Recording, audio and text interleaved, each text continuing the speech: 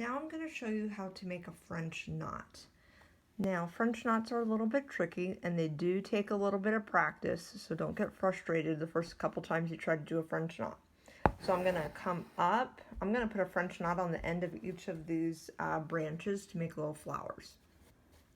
This time I'm using 3 strands of floss, and I'm going to wind my floss around my needle 3 times. And when I go back down, I don't want to go back down the same hole I came up in. I want to go down right next to it. And the key is to kind of keep your thread nice and taut. So I'm going to keep it taut with my left hand. And I'm going to slowly pull to the back side. Very slowly. And then I get a French knot. So I'm going to come up. I'm going to wind my floss 3 times. The more times that you wind it, the bigger the knot you're going to get. So I'm going to go ahead and go back down right next to where I came up, keeping my thread taut. I'm going to go ahead and pull it down through my fabric. And that's my second French knot. So I'm going to go ahead and work my way all the way around my flower.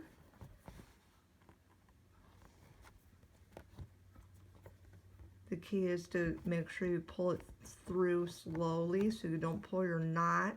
Like I made mine a little bit too tight when I was holding it, so I couldn't pull my needle through to the back.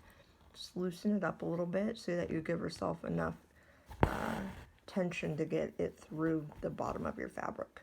Winding it 3 times. Going back down.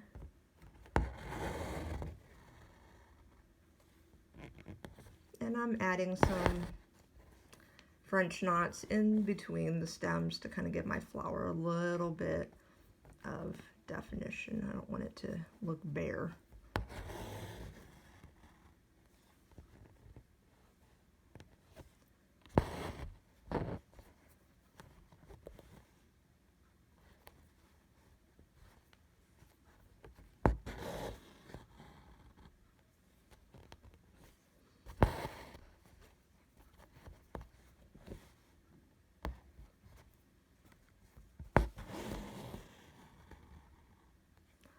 Again, nice and slow, and the tension. Those are going to be your 2 important factors when you're making French knots, is just to go slow and to have that tension off the side. And practice. It takes a little bit of practice until you get comfortable doing them.